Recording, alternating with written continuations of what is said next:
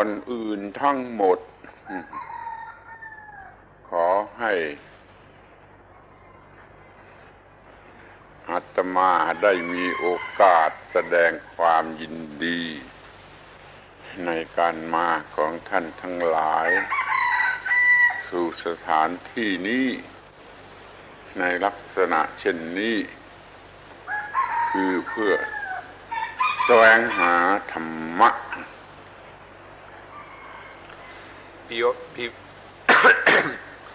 Before everything else, please allow me to express my gladness that all of you have come here to this place in this way, namely in order to search for Dhamma.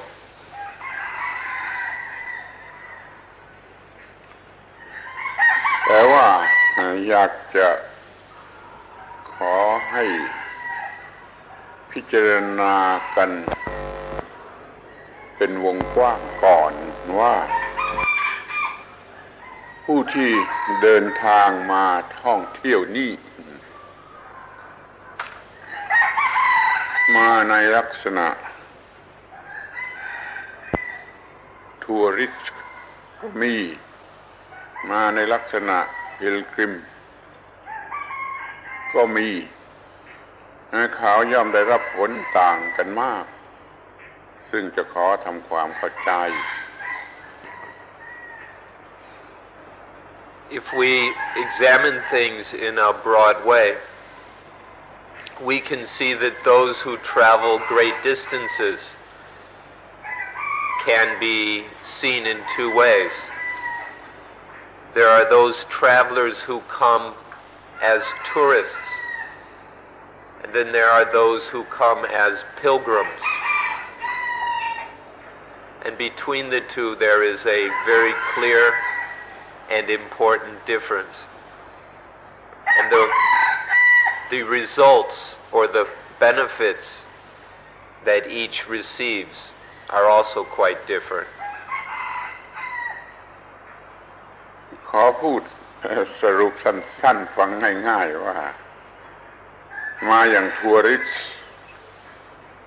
มักจะได้ซาตานกลับไปมาอย่างพิลกริมก็ได้พระเจ้ากลับไป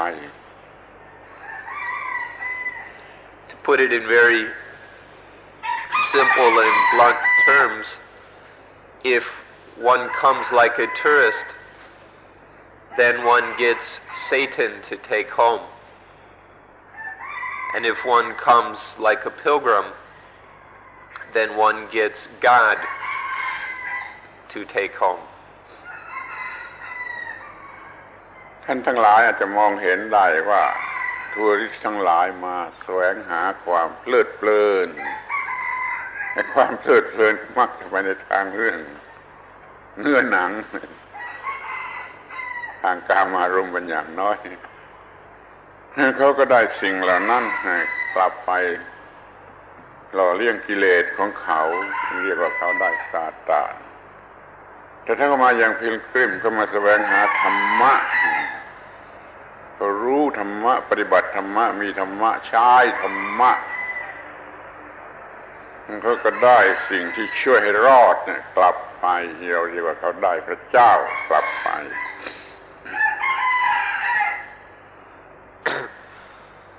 You've all have probably seen that the majority of tourists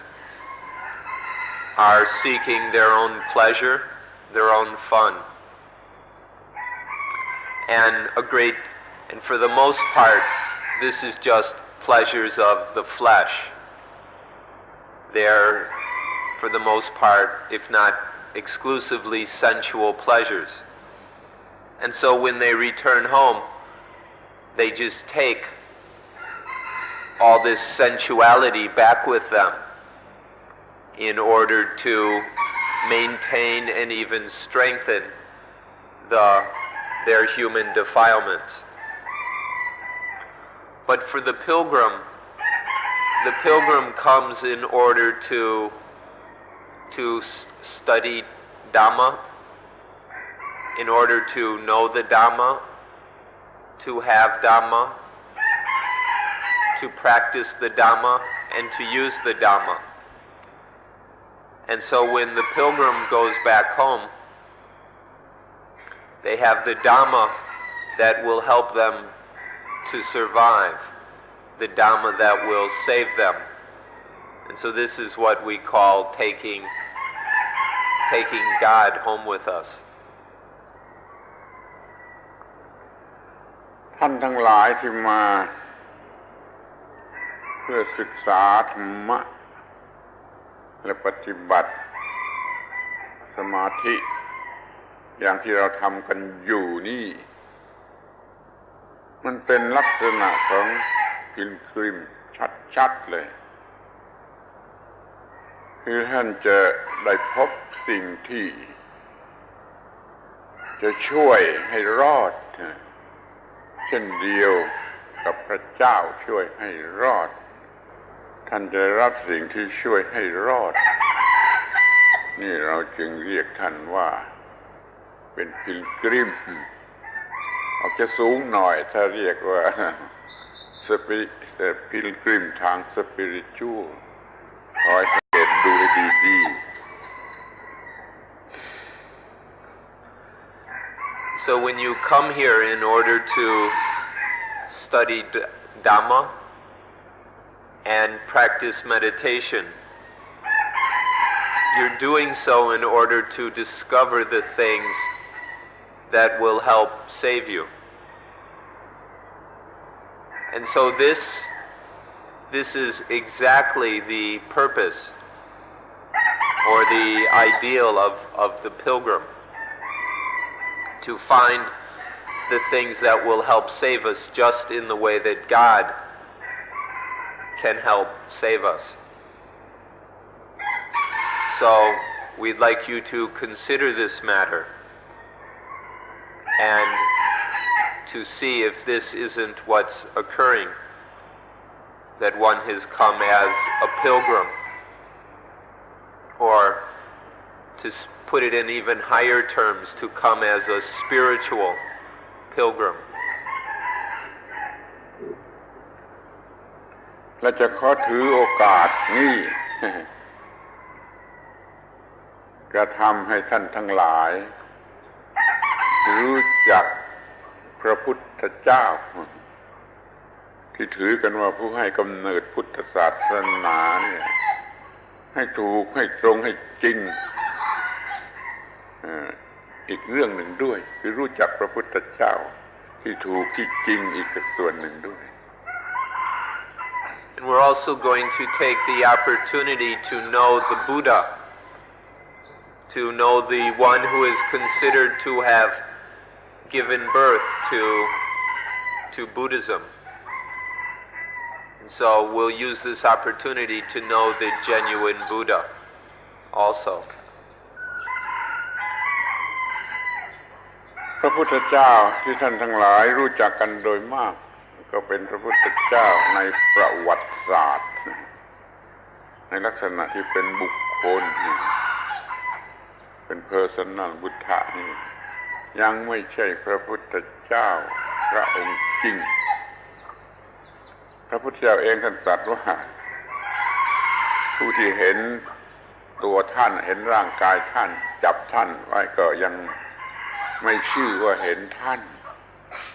แต่เมื่อใดเห็นธรรมะเห็นธรรมะจึงจะชื่อว่าเห็นตัวเราเนี่ยขอให้ท่านเข้าใจไว้ว่าพระพุทธเจ้าพระองค์จริงก็คือตัวธรรมะนั่นเอง Most of you, when you hear about the Buddha, all you know about is what's written in the history books about some historical personage who lived a long time ago. This is just the personal Buddha, but that's not the real Buddha. The Buddha himself said that even those who see me in the flesh, who see my skin and my robes, they haven't really seen the Buddha. He said to see the Buddha, one has to see the Dhamma. Those who see the Dhamma see the Buddha. This is how to see the real Buddha. คนเป็นอันมากในอินเดียสมัยพุทธกาลนั่นนะเห็นพระพุทธเจ้าพบพระพุทธเจ้าอยู่ทั่วไปแล้วก็มีเป็นอันมาก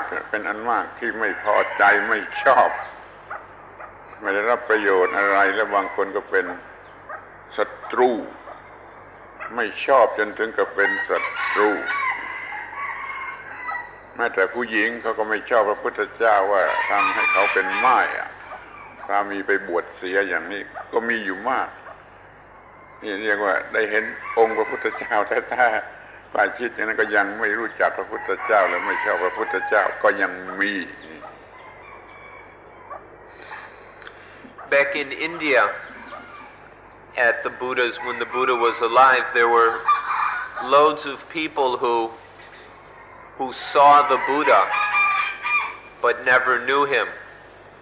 There were people who just didn't get any advantages from him, and so they weren't at all interested. And there were even some people who made themselves enemies of the Buddha.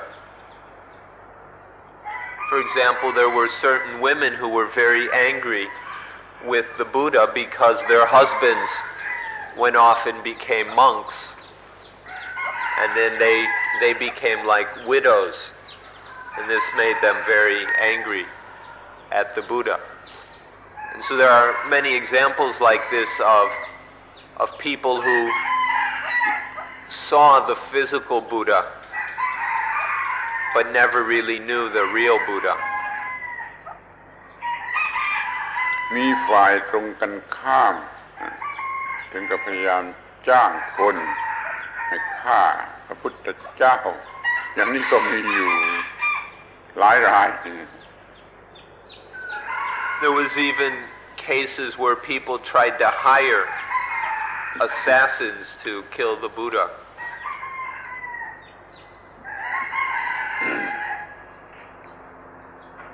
ทีนี้ก็มาดูในข้อที่ว่า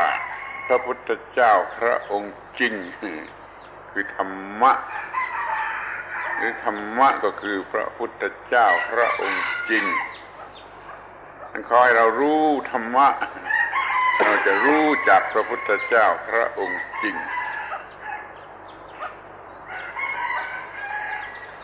And so now we need to understand the Dhamma, which is the genuine Buddha.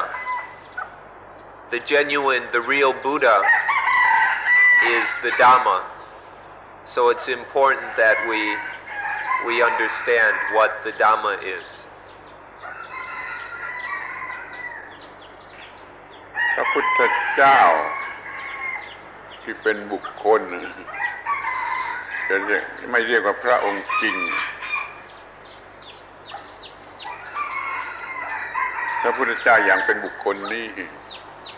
มีการประสูติออกมามีการตรัสรู้แล้วก็มีการนิพพานนี่แต่พระพุทธเจ้าพระองค์จริงคือธรรมะนั่นเป็นนิรันดร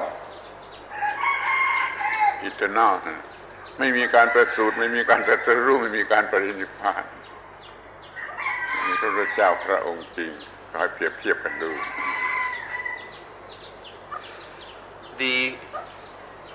The personal Buddha that most people think about, that certain person, that certain historical individual, that's not the real Buddha. Most people see a human form, a physical body, and think that that's the Buddha. When we talk about this personal Buddha, there's the stories of how he was born, how he was enlightened under the Bodhi tree, and how eventually he died. But that's not the real Buddha.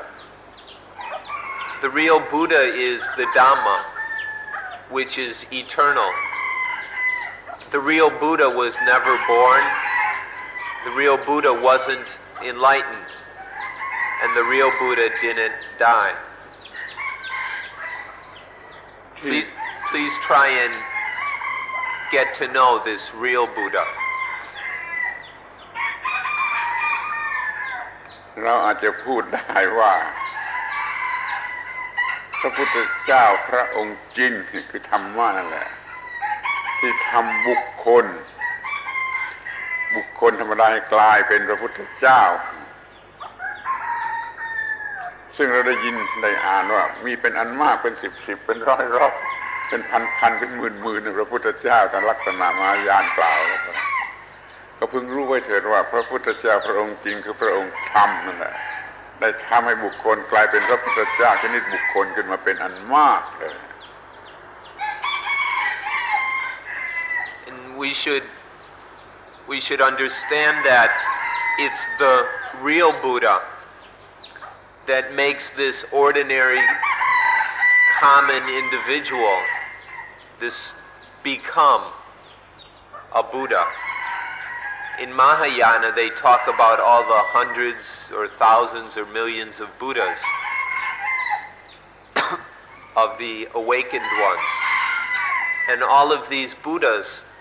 these personal, individual Buddhas, became Buddhas because of the real Buddha, because of the Dhamma. So we should see that it's the real Dhamma that makes all these individual Buddhas. ขอให้เรารู้จักพระพุทธเจ้าไว้ในสองความหมายอย่างภาษาคนธรรมดานี่ก็คือพระพุทธเจ้าที่เป็นบุคคลถ้าว่าความหมายอย่างภาษาธรรมก็พระพุทธเจ้าที่เป็นตัวธรรมถ้าเราพูดตรงๆเราก็จะพูดว่าเป็นพระพุทธเจ้าพระองค์ชั้นนอกหรือเปลือกพระพุทธเจ้าชั้นในหรือเนื้อในคือธรรมพระเจ้าชั้นนอกคือเปลือกนี่อย่างเป็นบุคคลรู้จักพระพุทธเจ้าไว้สองชนิดอย่างนี้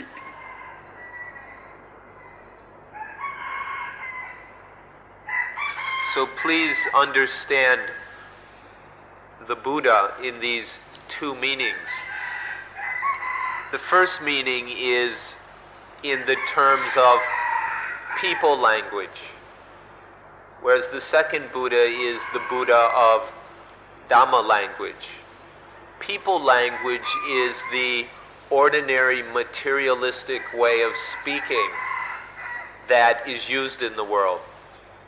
Most people talk about individual people, separate people, and material things. This is what most people spend their time talking about. We call that people language. So there's the Buddha of people language.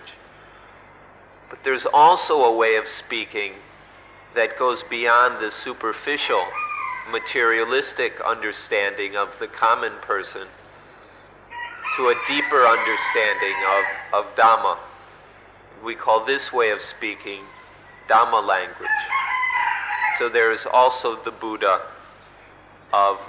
Dhamma language. That individual, personal Buddha, we can call just the external Buddha or the superficial Buddha. But the Buddha we talk about in Dhamma language, the genuine Buddha that is the Dhamma, we can talk of as being the inner Buddha or the essential Buddha. We should understand how the Buddha is talked about in both kinds of language, both people language and Dhamma language. ทีนี้ท่านก็ลองคิดดูที่ว่าพระพุทธเจ้าชนิดไหน ที่จะมาอยู่กับเราได้มาช่วยเราได้แล้วพระพุทธเจ้าชนิดไหนที่นิพพานแล้วจะมาอยู่กับเราไม่ได้จะมาช่วยเราไม่ได้นี่เราจะต้องหาพระพุทธเจ้าองค์ที่เราช่วยให้ได้นั่นแหละให้พบแล้วพินกริมเวจของท่านทั้งหลายก็มีประโยชน์ที่สุดท่านก็เป็นพิลกริมที่แท้จริง So please think which of these Buddhas can help you. Which of these Buddhas can you have with you so that this Buddha can help you in your living of life? That personal Buddha died a long time ago, and there's just no way that this Buddha can be with you if we talk about the superficial Buddha. And that Buddha can't help you. So it's important to understand which Buddha can really help us. And then to come here as a spiritual pilgrim is to come in order to seek and discover the real Buddha, the Buddha that can actually help us so that we can benefit from this true Buddha. แต่ท่านจะต้องทราบว่าแม้ว่าพระพุทธเจ้าอย่างบุคคลในประวัติศาสตร์จะนิพพานไปแล้วร่างกายไปแล้วก็เหลือพระพุทธเจ้าพระองค์ในข้างในพระองค์จริงไว้ให้เราอยู่คือธรรมะเหลือให้เราอยู่พระพุทธเจ้าอย่างบุคคลจะนิพพานไปแล้วกี่ร้อยกี่พันกี่หมื่นองค์ก็จะเหลือพระองค์จริงคือธรรมะไว้ยังคงอยู่สำหรับเราจะต้องรู้จักกันให้ดีที่สุด And we ought to know that even though that superficial Buddha, the historical Buddha, passed away, in passing away he left behind the Dhamma, or the Dhamma remained. The real Buddha remained. So no matter how many individual Buddhas have passed away, have passed on to wherever they go, the real Buddha always remains, always there, available to help us, to help save us. This is something the spiritual pilgrim should be very clear about.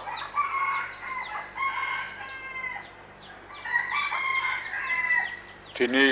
เราก็มาดูกันอย่างละเอียดถึงพระพุทธเจ้าพระองค์จริงที่เรียกว่า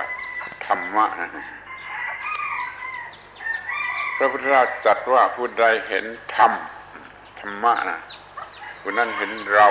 ผู้ใดเห็นเราผู้นั้นเห็นธรรมะนี่ผู้ใดเห็นปฏิจจสมุปบาทผู้นั้นเห็นธรรมะดังนั้นการเห็นปฏิจจสมุปบาทนี่คือการเห็นพระพุทธเจ้า So now let's talk in some detail about the Dhamma, which is the real Buddha. The Buddha once said that the one who sees the Dhamma sees the Buddha. The one who sees the Buddha sees the Dhamma. And then in another place said that the one who sees dependent origination sees the Dhamma. The one who sees the Dhamma sees dependent origination. And so this means that to understand dependent origination is to see the Dhamma, is to see the real Buddha. เราจะพูดอย่างง่ายๆเข้าใจง่ายๆก็คือว่าพระพุทธเจ้าตรัสว่าผู้ใดเห็นปฏิจจสมุปบาทผู้นั้นเห็นธรรมะผู้ใดเห็นธรรมะผู้นั้นเห็นเราในคำว่า see me sees me sees me see the Buddha นี่ขอให้ท่านเข้าใจก่อนนี้ So the Buddha said that, in short, the one who sees the paticca samuppada, or the dependent origination, sees the Dhamma, and the one who sees the Dhamma sees me. Not me, the personal Buddha, but me, the real Buddha. This is something to reflect upon carefully. ในการทำรีทรีตของเรานี้เห็นได้ยินว่ามีบางคนเบื่อไม่ชอบฟังเรื่องปฏิจจสมุปบาท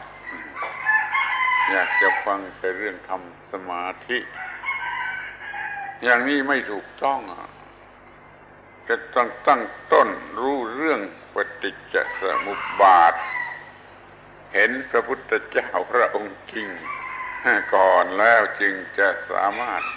ปฏิบัติเพื่อมีพระพุทธเจ้าพระองค์จริง In our retreats, we've heard that there are certain people who get bored hearing about dependent origination. And they complain that all they want to do is practice meditation and hear about meditation and don't bother us with all this dependent origination stuff. This attitude is very incorrect. It's necessary to understand paticca samuppada, or dependent origination, first. It's necessary to understand this in order to practice meditation correctly. So we have to learn about dependent origination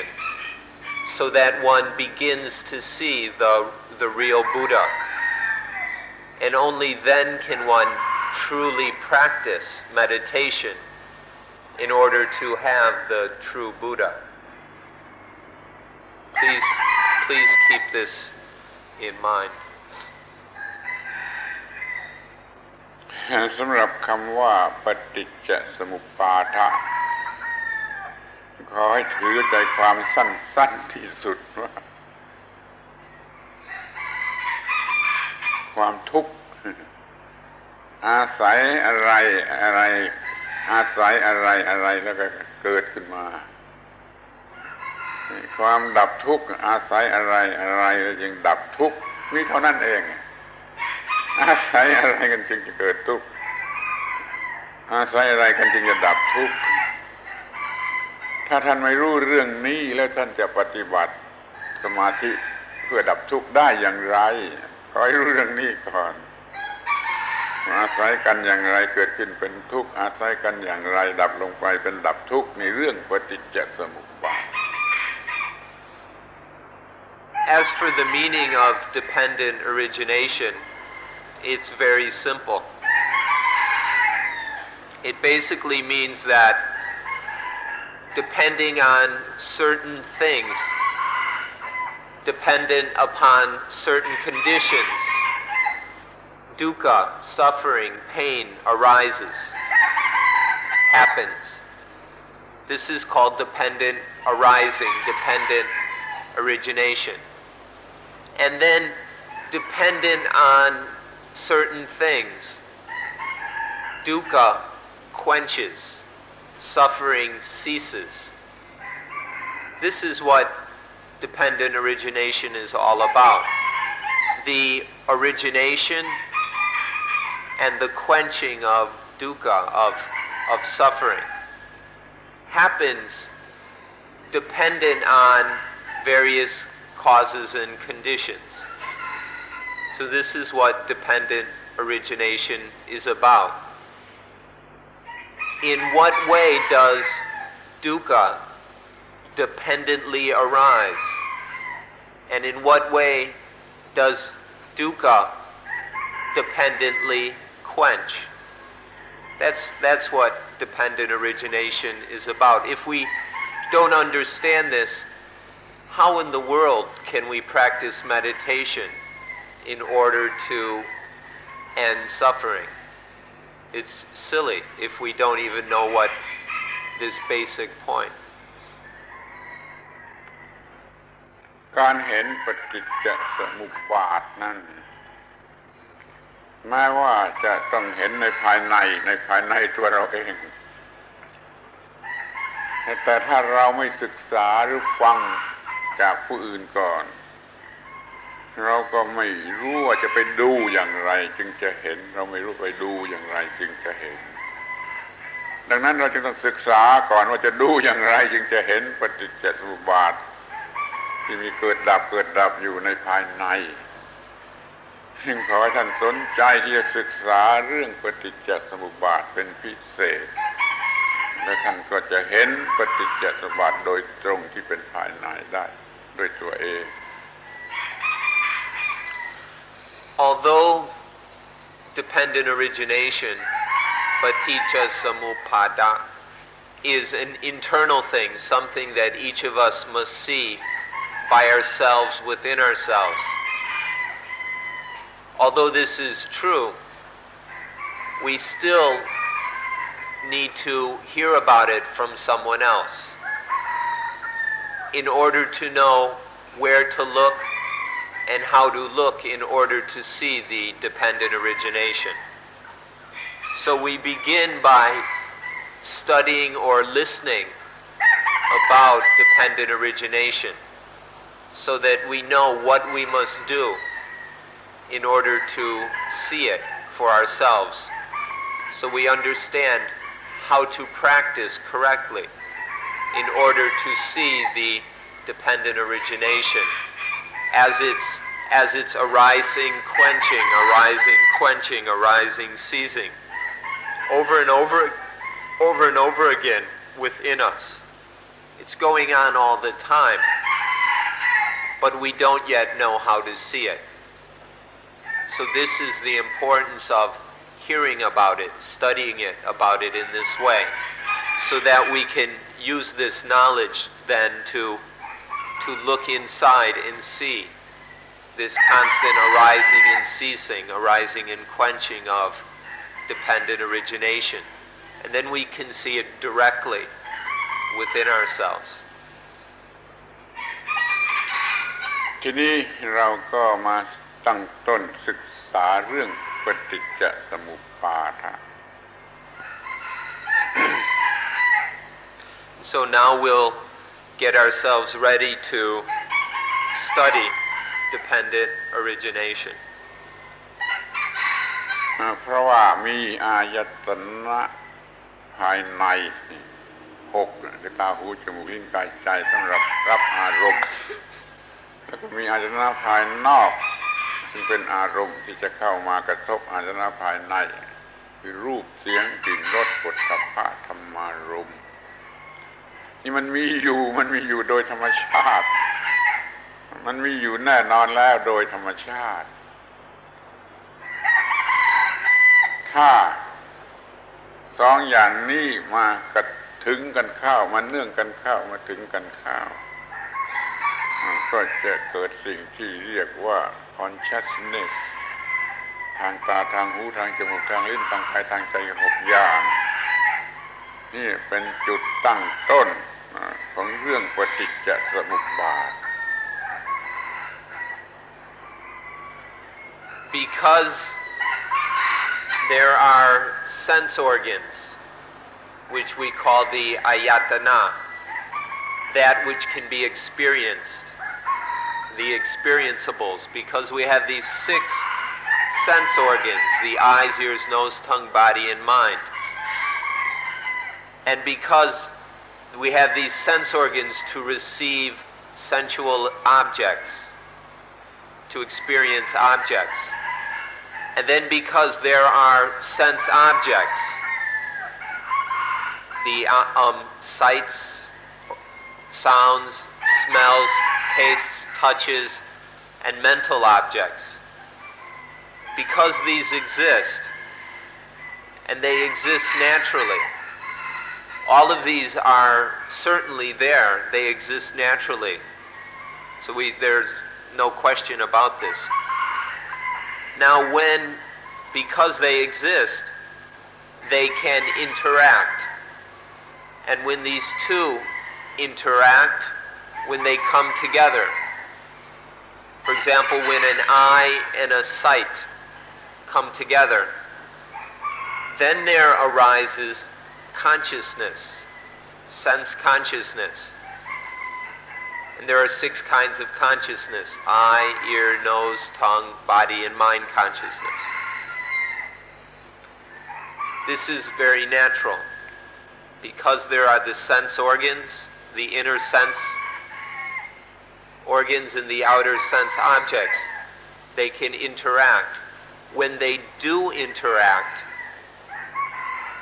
then there arises consciousness. เมื่ออายตนะภายในกับอายตนะภายนอกมาถึงกันเข้ามันก็เกิดวิญญาณ6โดยธรรมชาติตามธรรมชาติไม่ต้องอาศัยความช่วยเหลือของพระเป็นเจ้าหรือของเทวดาหรือของใครทั้งสิ้นไม่ต้องอาศัยความช่วยเหลือของใครเพราะมันเป็นกฎของธรรมชาติ Natural law absolute truth อย่างยิ่งเนี่ยขอให้รู้ไว้เป็นจุดตั้งต้นว่าเมื่ออายตนะภายนอกกับภายในกระทบกันแล้วก็ต้องเกิดวิญญาณรู้เห็นชัดด้วยตนเองไม่ต้องเชื่อตามใครไม่ต้องเชื่อแม้แต่พระพุทธเจ้าผู้บอกแต่พระเจ้าผู้บอกก็ช่วยเราได้รู้จักดูถ้าไม่บอกเลยเราก็ไม่รู้จักดูแต่ว่าเราต้องเห็นชัดจนเราไม่ต้องเชื่อพระพุทธเจ้าว่าถ้าอายตนะภายในกับอายตนะภายนอกถึงกันเข้าแล้วย่อมเกิดวิญญาณนี่ก็จุดแรกของมัน So that's the starting point of dependent origination. Because there's the inner sense organ, the outer sense object. When the two come together, when the two interact, consciousness naturally arises. This is a perfectly natural thing. There's nothing magical or special or anything about it. It's just the law of nature that when sense object or sense organ and sense object interact, that one of the 6 kinds of consciousness will arise. This is perfectly natural. It doesn't depend on some God that makes it happen, or on devas or angels or spirits that help. It's just a purely natural phenomena that happens in a natural way, that happens according to the natural law, or the absolute truth of nature, of the universe. This is perfectly natural that things would happen this way. And you can see this right here and now for yourself because it's happening at this very moment. The Buddha talked about this so that we would look and see it for ourselves. And that's what we must do, must look and see this right now as it happens. And then we can see the starting point of dependent origination. ทีนี้ท่านก็จะเห็นได้เองทันทีว่าวิญญาณ มันเพิ่งเกิดมาเมื่ออาจารณะภายในภายนอกกระทบกันก่อนนั้นมันก็ไม่ได้เกิดมันเกิดมาจากการที่อาจารณะกระทบกันเมื่อเป็นอย่างนี้แล้ววิญญาณนั่นน่ะมันจะเป็นเส้นหรือเป็นโซลperpetual soul perpetual soul ได้อย่างไรจะเป็นอัตตาเป็นอัตมันได้อย่างไรมันเพิ่งเกิดเดี๋ยวนี้มาอายตนะภายในภายนอกกระทบกันเริ่มเห็นความไม่ใช่ตนเสียตั้งแต่แรกข้อแรกของปฏิจจสมุปบาทว่าวิญญาณไม่ใช่ตน When you see this, then it's perfectly obvious that consciousness has just arisen when the sense object and sense organ come into contact, when they interact. Before there's this interaction of sense organ and sense object, there wasn't consciousness. But then because the two interact, consciousness arises right then and there. And so this shows very clearly that consciousness is not any self or some eternal soul, some perpetual self, an Atman or an Atta or anything like this. Most human beings confuse this consciousness with some eternal spirit or soul that lasts and goes on forever and ever. But if we study just this very beginning of dependent origination, we'll see that this consciousness just arises momentarily when the sense organ and sense object come together. And so this shows us very clearly that the truth of not self, the truth that there's no, you can't find an eternal soul anywhere. We see this as we study dependent origination just at the very beginning. ถึงแม้อายตนะภายในคือตาหูจมูกลิ้นกายนี่ก็เหมือนกันมันมี nervous system มันจึงรู้สึกได้โดยตาโดยหูเป็นต้นไม่ต้องมีเซลฟ์ไม่ต้องมีอัตตาอยู่ในตาหูจมูกลิ้นกายเป็นต้นนี่ก็รู้ว่าตาหูจมูกลิ้นกายใจก็ไม่ใช่อัตตาอารมณ์ข้างนอกรูปเสียงกลิ่นรสแล้วก็ยิ่งไม่ใช่อัตตามันไม่อยู่ตามธรรมชาตินี่คือกฎของธรรมชาติที่จะต้องเห็นแล้วเรียกว่าเห็นธรรมะ Then as for the sense organs, the eyes, ears, nose, tongue, body, and mind, these can exist. They function because there's a nervous system. That's all. Because there's a nervous system, there are eyes that can see, ears that can hear, and so on. This doesn't depend on having a self or a soul. And then as for the objects in the universe around us, the sights, sounds, smells, and so on, these are even more clearly not self. They just exist naturally. None of them are I or mine in any way. And so from beginning our study of dependent origination, it becomes very clear this fundamental law, this natural law of what is really happening in life. And that we can see that whatever is happening, it's not self. เดี๋ยวนี้ท่านก็ได้เห็นเป็นขั้นแรกแล้วว่า เพราะอาศัยอะไรเพราะอะไรอาศัยกันเพราะอะไรอาศัยกันวิญญาณจึงเกิดขึ้นวิญญาณจึงเกิดขึ้นนั่น dependent origination ของวิญญาณนี่เราเห็นปฏิจจสมุปบาทชัดเจนเป็นขั้นต้น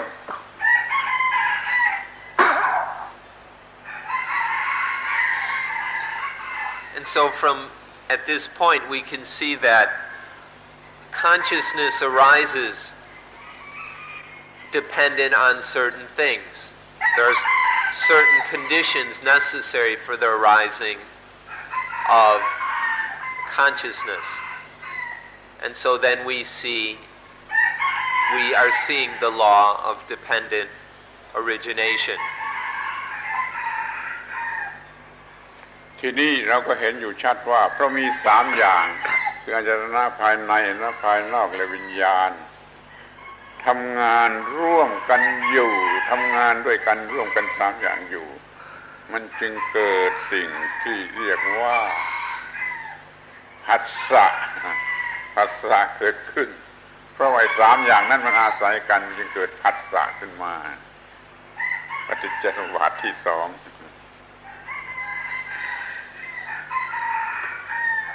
2And then next we see clearly that when these three things come together, when they meet and function together, when the sense organ, sense object, and sense consciousness, when they function together, we see that that is contact, where this makes contact. And how these come together and function together as contact can be seen clearly by practicing correctly. ปฏิจจสมุปบาทขั้นต่อไปก็คือเพราะมีผัสสะเพราะมีผัสสะจึงมีเวทนารู้สึกว่าพอใจไม่พอใจหรือพอใจก็ไม่ใช่ไม่พอใจก็ไม่ใช่ขึ้นมาเพราะมีผัสสะจึงมีเวทนาโดยไม่ต้องอาศัยความช่วยเหลือของสิ่งใดๆไม่ต้องพูดถึง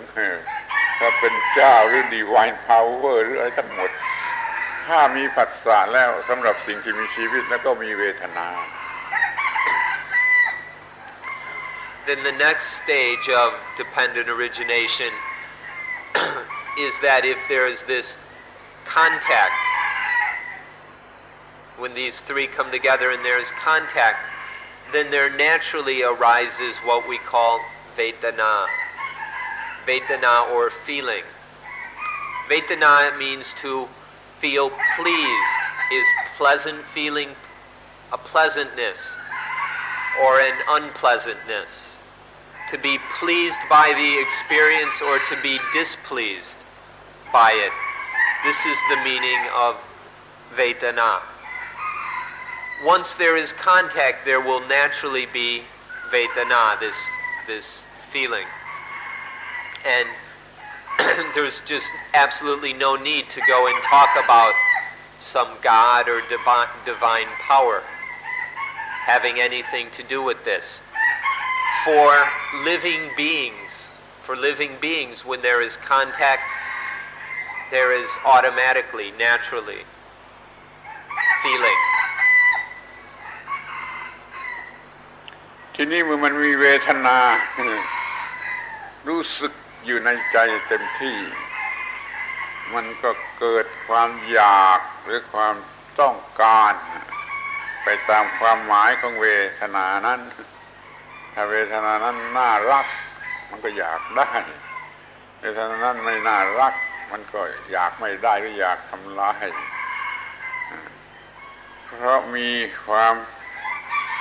รู้สึกเป็นเวทนาจึงเกิดความอยากคือตัณหาตามธรรมชาติโดยกฎของธรรมชาติไม่ต้องมีอะไรเข้ามาช่วยเหลือ Then the next step is that when there is Vedana, this feeling, there arises Tanha or craving. Tanha is a kind of hunger or want. When there is feeling, there naturally arises want or desire regarding, based on that feeling. If it's an agreeable, pleasant feeling, if it's a lovely, attractive feeling, then there arises wanting to get it, wanting to have it. But if the feeling is unlovely, unattractive, then there arises wanting to get rid of it, wanting to destroy whatever it is. And so when there is feeling, there naturally will arise craving, or this kind of blind desire.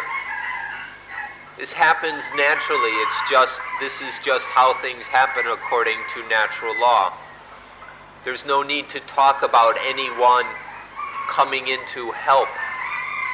this happen. เดี๋ยวนี้เรายังไม่มีความรู้อย่างถูกต้องคือไม่มีวิชาความรู้อย่างถูกต้องเรามีแต่ความรู้ที่ไม่ถูกต้องคืออวิชชานั่นความต้องการคือความอยากของเรามันจึงเป็นอย่างอวิชชาคืออยากหรือต้องการด้วยความโง่เราก็เรียกมันว่าตัณหาเพราะอยากด้วยความโง่จะเรียกว่า desire โอเควิ่งอะไรก็ตามใจขอให้รู้ว่ามันอยากไปด้วยความโง่แต่ถ้าเดี๋ยวนี้เรามีวิชามีความรู้ถูกต้องเกี่ยวกับเรื่องนี้เราก็ไม่อยากอย่างโง่เราอยากอย่างที่ถูกต้องแล้วเราไม่เรียกว่าตัณหาแต่เราเรียกว่าสังกัปปะ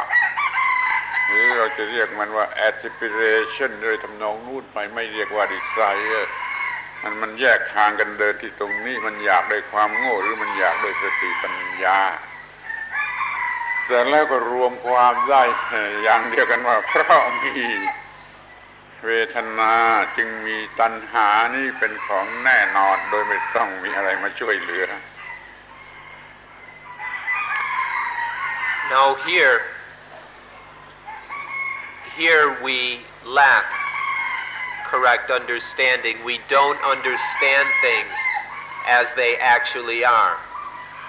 Instead, we have a lot of incorrect knowledge. We see things and understand things incorrectly. We lack what is called vicha, correct understanding. And we have avijja, which means ignorance, the lack of understanding, the lack of knowledge, or even to know things in the wrong way. And so when we have this, when we naturally have this ignorance, when there is feeling, the kind of wanting or desire that arises is called danha. Danha is a specific term. I translate it as craving. It's to want, to desire in an ignorant way. It's the wanting and desiring through the power of ignorance, through knowing things incorrectly. And we call this danha, which is very different than when there is wisdom. If there's wisdom, then things are understood correctly and there's no ignorance. And so the want or desire that may arise is given a different name. We call it sankappa, which means we translate as aspiration or aim. It's a whole different thing than this ignorant wanting, ignorant desiring, which we call craving or danha, which is totally under the power of ignorance. But there's also sankappa, which happens through wisdom, through right understanding. And this we could call a aspiration. And so this dependent origination can go in two directions at this point, depending on whether there's ignorance or wisdom at play. But whatever, we can say with all certainty that because there is Vedana, feeling, there can arise craving. You can't have craving coming up without there first being feeling. This is absolutely certain. เดี๋ยวนี้เรื่องของเรามันเป็นเรื่องของผู้ที่ไม่มีวิชาคือไม่มีความรู้ มันจึงเป็นมาในทางที่จะให้เกิดความทุกข์ เวทนาให้เกิดตัณหาเป็นตัณหาที่ไม่มีความรู้มันจึงเรียกว่าตัณหาหรือดิไซร์ไม่ใช่เรื่องของสังกัปปะหรือแอสปิเรชันเก็บไว้ก่อนนั่นว่าเป็นเรื่องของเมื่อจะดับทุกข์เดี๋ยวนี้เรามีเวทนาที่โง่แล้วเราก็มีตัณหาที่โง่คือมีความอยากไปตามอำนาจของความไม่รู้เรียกว่าดิไซร์เมื่อความรู้สึกทอดที่มันเป็นความโง่ที่เป็นความอยากเต็มที่แล้วมันก็ให้เกิดความคิดหรือคอนเซปต์อันใหม่ขึ้นมาว่ากูเป็นผู้อยากมีตัวตนเป็นผู้อยากนี่ถ้าว่าให้ดีตัวตนนี้ไม่ใช่ของจริงมันก็เกิดขึ้นมาได้เพราะความโง่ว่ากูเป็นผู้อยากมีความรู้สึกยึดถือเอาความอยากนั่นน่ะเป็นกูผู้อยากเป็นอยากของกูความอยากในตัณหานี่ก็ให้เกิดอุปาทานความยึดมั่นถือมั่นในสิ่งที่รู้สึกอยากตัณหาให้เกิดอุปาทานนี่ก็เป็นปฏิจจสมุปบาทขั้นนี้ Now what we're talking about right now is what happens when there is ignorance. We're talking about this specific case where there is a lack of correct knowledge. And so when there is feeling, the feeling is ignorant. Or bluntly, we can just say it's stupid feeling because it happens without any understanding. And then when this feeling arises, then there comes stupid desire. Once again, because there's no understanding. And this is what happens when there's a lack of ignorance. And we're talking then about those series of mental events that will lead to suffering, to dukkha. The other case is when there is wisdom. And then we don't talk about desire, we talk about aspiration. But we'll put that aside for the moment. That's a matter of when we're going to quench dukkha. But now we're talking about the dependent arising of dukkha. And so this is happening under the power of ignorance, because there's no wisdom. So we're talking about the case where wisdom is missing. When there's stupid feeling, there arises this stupid desire.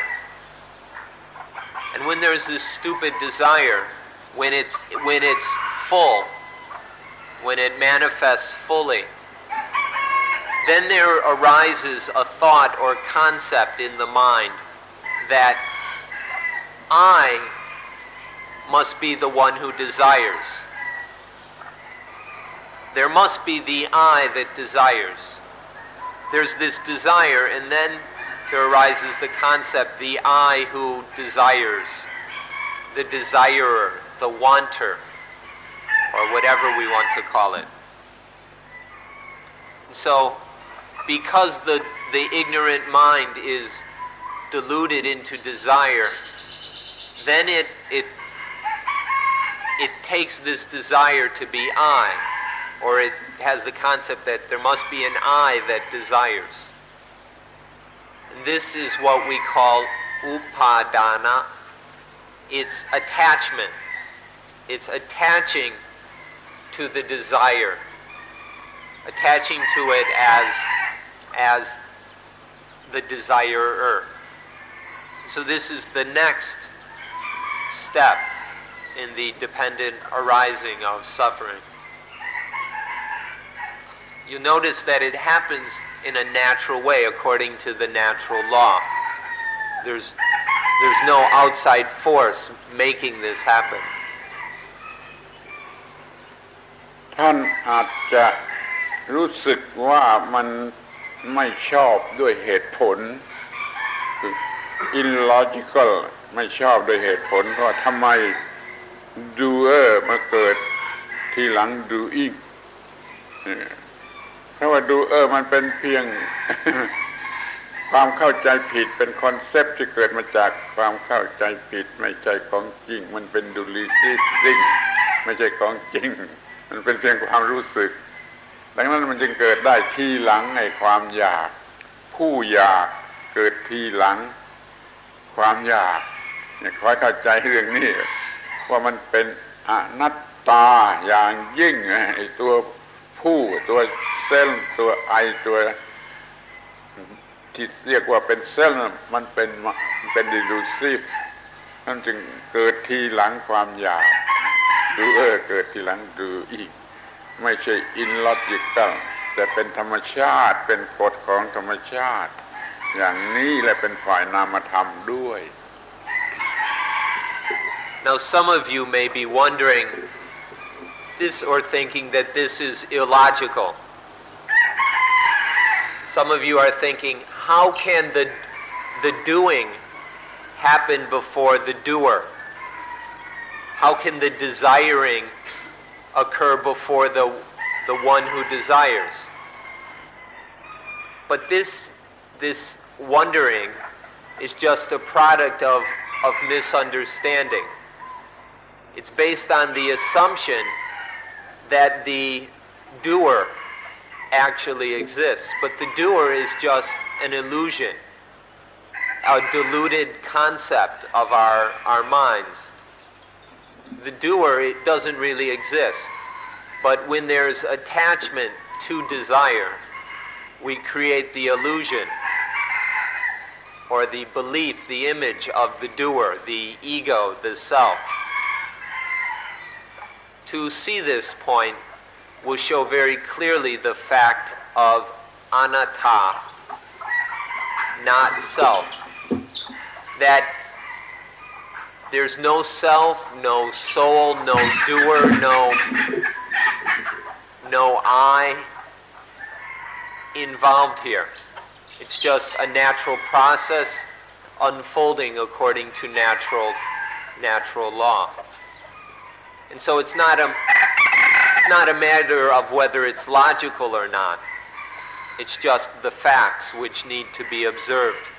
directly from experience. ที่จะสังเกตได้ง่ายยิ่งขึ้นไปอีกก็เช่นความเจ็บถ้ามีดตัดนิ้วเจ็บความรู้สึกว่าเจ็บนั่นต้องเกิดก่อนแล้วจึงเกิดความรู้สึกว่ากูผู้เจ็บฉันผู้เจ็บนี่จะเกิดทีหลังความเจ็บถ้าไม่มีความเจ็บมาเกิดขึ้นก่อนจะไม่มีความเกิดรู้สึกว่ากูผู้เจ็บผู้ที่ไม่เป็น delusive มันจึงมาทีหลังทาง emotion ก็เหมือนกันนะความรักต้องเกิดก่อนจึงจะเกิดรู้สึกว่าผู้รักความโกรธก็ต้องเกิดก่อนจึงจะเกิดผู้โกรธ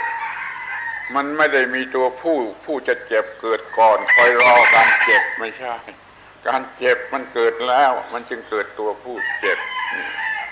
สิ่งที่เรียกว่าผู้หรือตัวตนนั้นจึงเป็นอนัตตาเหลือประมาณ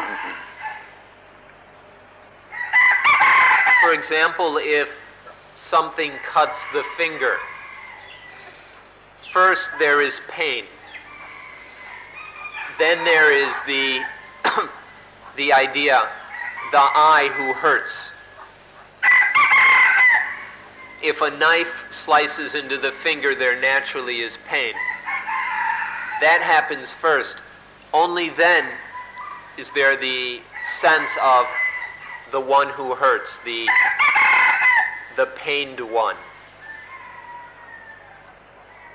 This is very natural. There's no I or self just kind of waiting around to get hurt, to feel the pain. This self or I, ego, just arises when there's something like pain. First there's just pain,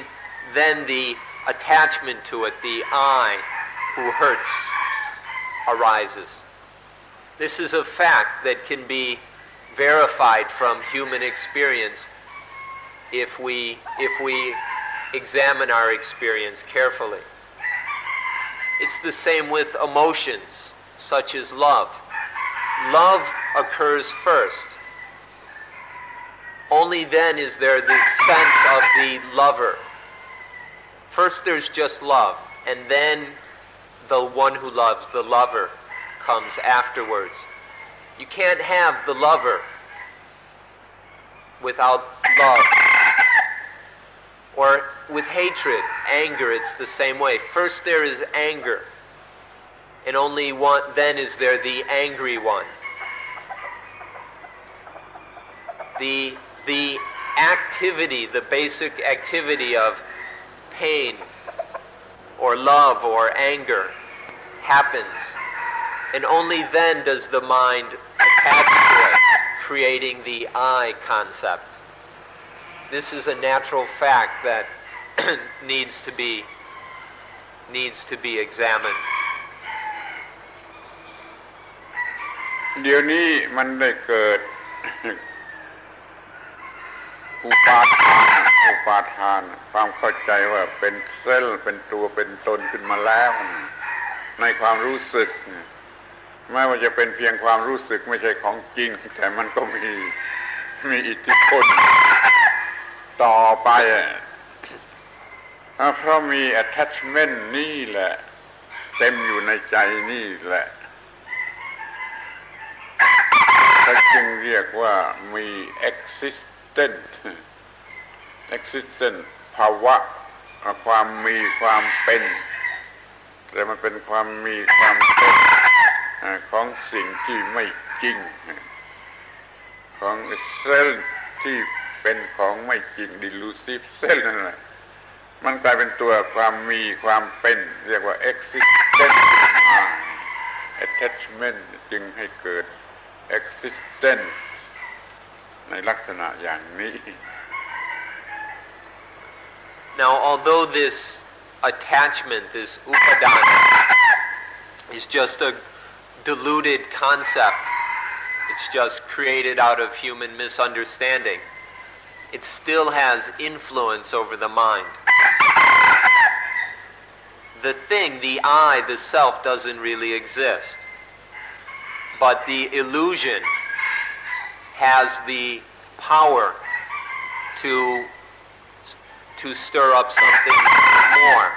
And so when this attachment is full in the mind, then there arises what we call existence. Pawa. This existence then is there, and it's the being, the having, the existence of the self. It's not the real self, it's just this delusion of self. But there's this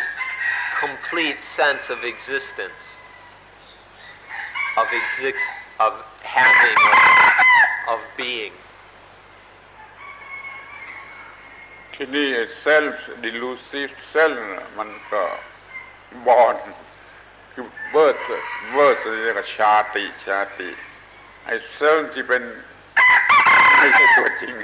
มันก็เกิดขึ้นมาเต็มที่ เลยมีตัวเซลฟ์ตัวไอตัวไมตัวมีตัวฮีตัวอะไรก็ตามเป็นบุคคลเข้าใจว่าเป็นบุคคลขึ้นมาด้วยความโง่นี่เรียกว่าเบิร์ธด้วยความเกิด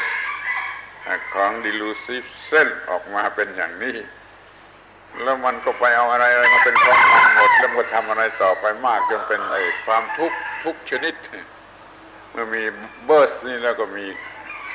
ความทุกข์ได้ทุกชนิดไปศึกษาดูความทุกชนิดมันเกิดมาจากbirth of delusive self นี่คือปฏิจจสมุปบาทฝ่ายเกิดทุกข์เป็นอย่างนี้ Then once there is the existence of this delusive self, it's born. It's born into the world. This self is born. And once it's born, it takes everything as belonging to it. So once there is this self, things belong to it and there is suffering.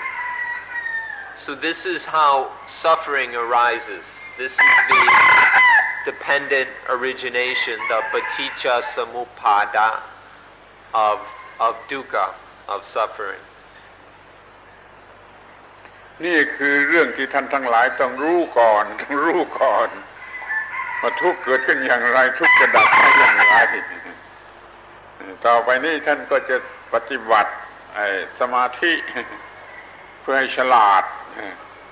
เพื่ออย่าได้โง่ไปตั้งแต่ขณะแห่งผัสสะและฉลาดเป็นอย่างยิ่งในขณะมีตัณหามีอุปาทานนั่นแหละถ้าทำสมาธิถึงที่สุดแล้วจบแล้วมันจะรู้สึกเองว่ามันไม่ใช่ตัวตนมันก็ไม่อาจจะเกิดตัวตนที่โง่แล้วไปเป็นความทุกข์ถ้าเราทำสมาธิถึงที่สุดวิปัสสนาญาณถึงที่สุดมันจะไม่เกิดตัวตนขึ้นมาได้แม้ว่าตัณหามันจะเกิดแล้วมันจะป้องกันการเกิดแห่งตัณหาด้วยซ้ำไปว่าตัณหาได้เกิดแล้วความรู้ของวิปัสสนานี่ก็จะควบคุมไว้ไม่ทำให้เกิดเป็นตัวตนขึ้นมาได้ไม่มีอุปาทานว่าตัวตนแล้วก็ไม่มี existence ไม่มี birth ไม่มีอะไรประโยชน์อย่างยิ่งของการทำวิปัสสนาคือเป็นอย่างนี้เราก็ทำต่อจากที่เราเข้าใจเรื่องปฏิจจสมุปบาทแล้ว So this is the thing that you have to know before you're going to meditate. If you don't have enough understanding of this, your meditation will be lost or aimless. But if you understand paticca samuppada well enough, then we'll know what meditation is about. And then we can meditate. When we see how the arising of dukkha is, and we see how dukkha quenches. When we see this, then we can meditate in order to see this more and more clearly, more and more deeply. And so that we can practice. Meditate solely to have the ability to develop the correct understanding, so that at the moment of contact, instead of ignorance, there's wisdom. And then so that this arising of dukkha doesn't happen. We've talked about how suffering comes into the world, into our lives. But if there's the right understanding, which comes through, we can develop through meditation, then this ignorant process won't take place, and suffering will not be stirred up, will not be caused. So this is what we need to understand. We practice meditation to understand this completely and to have the ability to act correctly according to this natural law. even if sometimes, and so for this reason we need to develop our meditation practice so that wisdom develops, so that insight into the basic facts of nature develops. And then when meditation has developed enough, we see that all these things are not self. They're not I, they're not mine. And when we have this wisdom, then the paticca samuppada cannot occur. Or even if there's a slip and feeling arises in there's some ignorant feeling, if there's enough insight can keep that feeling from developing craving, from conditioning attachment, existence, birth, and dukkha. So we need to develop meditation, to develop vipassana, insight, so that we have the wisdom and understanding to deal with this law of dependent origination. เรื่องปฏิจจสมุปบาทมันเป็นอย่างนี้อย่างที่ว่ามาท่านจะต้องศึกษาเรื่องนี้จนปฏิบัติเรื่องนี้ศึกษาเรื่องนี้อย่างที่เป็นวิทยาศาสตร์อย่าศึกษาเรื่องนี้อย่างฟิโลโซฟีถ้าท่านศึกษาอย่างฟิโลโซฟีมันไม่ดับทุกข์เลยมันไม่ดับทุกข์เลยแล้วมันไม่มีการปฏิบัติด้วยให้ท่านจงศึกษามันอย่างที่ว่าเป็นวิทยาศาสตร์เห็นชัดว่าต้องทำอย่างนี้จะเกิดผลอย่างนี้ต้องทำอย่างนี้จะเกิดผลอย่างนี้ท่านก็ทำให้จบโดยการปฏิบัติสมาธิแล้วท่านก็จะดับทุกข์ได้นี่คือสิ่งที่ท่านจะต้องปฏิบัติต่อปฏิจจสมุปบาท So this is the dependent origination that one must understand, that one must study in order to meditate. So we ask you to study this so that your meditation will be correct. And we ask that you study this as a science, not as a philosophy. If you just study this as theory, as philosophy, it won't do you any good. It'll just fill your head with more ideas. But you won't benefit from any of these ideas. To just think about it or argue about it philosophically. It's necessary to approach this as a science, to really get in there and to experiment. If we do this, then this results. If we do this, then this results. To experiment and see the results that arise. So do this with your own experience. Study this as a science. If you study dependent origination in this way, scientifically, then it will lead to a growing understanding of life, which will certainly be able to end suffering.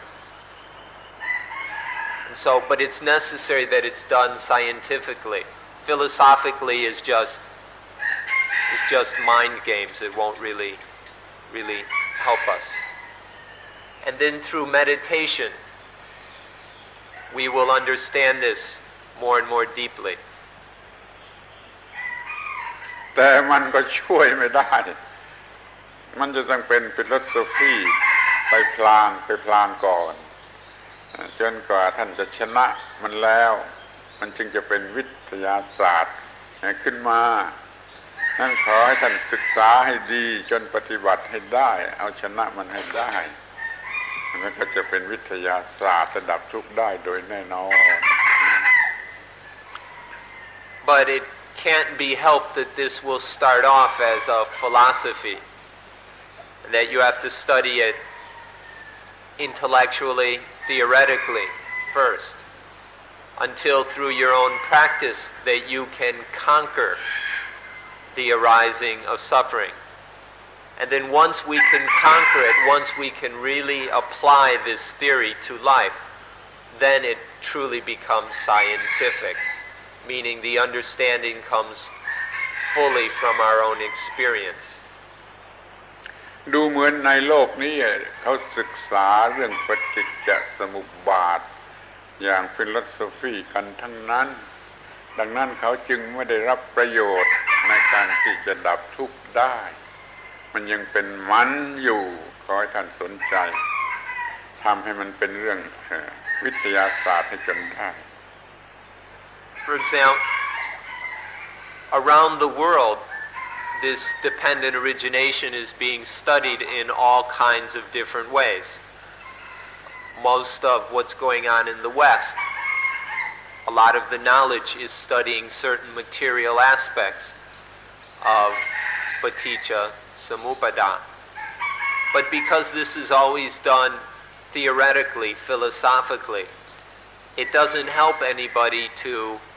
quench suffering, to make an end to suffering. It's just more knowledge, more information, more theories. ปฏิจจสมุปบาทฝ่ายดับทุกข์มันก็ตรงกันข้ามกับปฏิจจสมุปบาทฝ่ายเกิดทุกข์มันจึงต้องมีทั้งสองฝ่ายท่านก็ไปศึกษาต่อไปคือวันหลังเราอาจจะพูดกันเรื่องฝ่ายดับทุกข์เดี๋ยวนี้ท่านจะเห็นได้ว่าเรื่องปฏิจจสมุปบาทนั้นก็คือเรื่องที่บอกให้เรารู้ได้ว่าความทุกข์อาศัยกันเกิดขึ้นอย่างไรความทุกข์อาศัยกันดับลงอย่างไรมันบอกทั้งเกิดขึ้นและทั้งดับลงแห่งความทุกข์นี่คือเรื่องปฏิจจสมุปบาท So this is the explanation of how suffering arises dependent on certain things. And the complete story is both how suffering arises dependently and how suffering successively quenches as well. The dependent ceasing or quenching of suffering happens in the opposite way of the dependent arising. So the dependent arising and the dependent ceasing or quenching of suffering is what we call paticca samuppada. We can maybe talk about how suffering quenches on a later time. But we want you to understand that paticca samuppada explains both the arising and the ceasing of suffering. ทีนี้ขอให้นึกไปถึงข้อที่พระพุทธเจ้าตรัสว่าผู้ใดเห็นปฏิจจสมุปบาทผู้นั้นเห็นธรรมผู้ใดเห็นธรรมผู้นั้นเห็นเราถ้าท่านศึกษาจนเห็นปฏิจจสมุปบาทรู้ปฏิจจสมุปบาทท่านก็เห็นธรรมที่เป็นกฎของธรรมชาติเป็นกฎเฉียบขาดของธรรมชาติและก็ดับทุกข์ได้ก็เท่ากับท่านได้เห็นพระพุทธเจ้าท่านก็ได้รับสิ่งที่มีค่าที่สุดกลับไปดังนั้นการมาที่นี่ของท่านก็เป็นพิลกริมไม่ใช่ทัวริสต์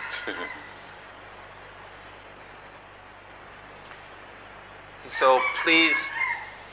study this paticca samuppada and learn to practice it. If one sees this paticca samuppada, then one sees the Dhamma. Remember what the Buddha said, the one who sees paticca samuppada sees the Dhamma. The one who sees the Dhamma sees me. So if you see this dependent origination, then you see the Dhamma. And if you see the Dhamma, then you will see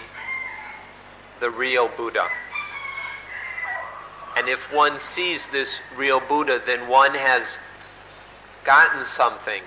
has found something of inestimable value, of tremendous value and worth. If you come to Suan Mokkh in this way, then you have come as pilgrims, not as tourists. ขอร้องในที่สุดว่าให้ท่านทั้งหลายพยายามทำให้การมาสวนโมกข์นี้ได้รับสิ่งที่ดีที่สุดคือรู้กฎของธรรมชาติที่จะดับทุกข์ได้ สิ่งที่ดับทุกข์ได้มีความหมายเท่ากับกอดเลยจะดับตัดปัญหาทุกอย่างได้ขอให้ท่านได้สิ่งนี้สิ่งที่เอาไปดับทุกข์ได้ท่านจะมีพิลกริมเมจโดยสมบูรณ์ขอแสดงความยินดีด้วยแล้วก็ขอยุติการบรรยายวันนี้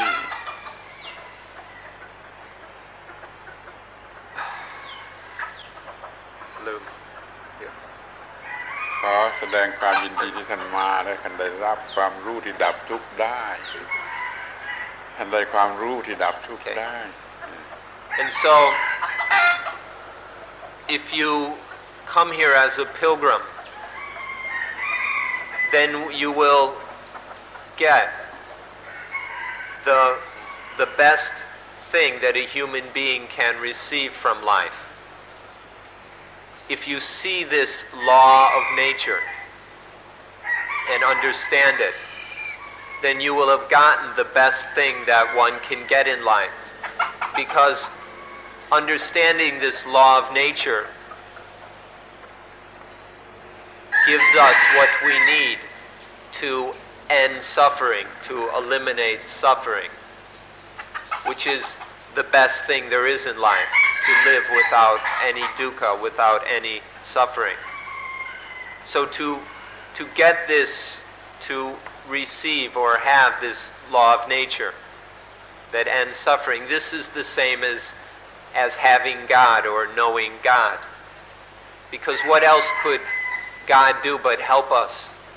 to end suffering, to solve all our problems? So to realize this law is the same thing as to know God, to have God, and this is the best thing that a human being can get. So allow us to express our delight, our happiness that you have come here in this way as pilgrims. And we'll finish today's talk at this time.